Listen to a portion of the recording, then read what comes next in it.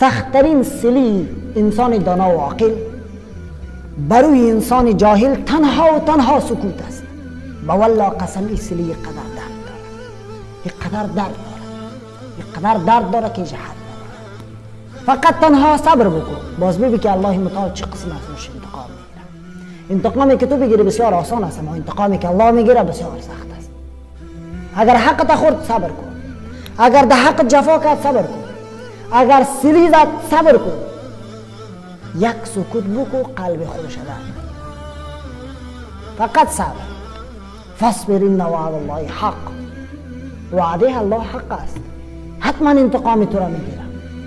شمال میفهمین در خطرناک میره. یک درخت که هر چقدر شور بده، هر چقدر زور بزنه که چپه نشه، بالاخره باد هوا گم میشه، اما درخت ثابت قدم میمونه. از قبل کرده انرژیش بیشتر میشه، از قبل کرده محکمتر میشه.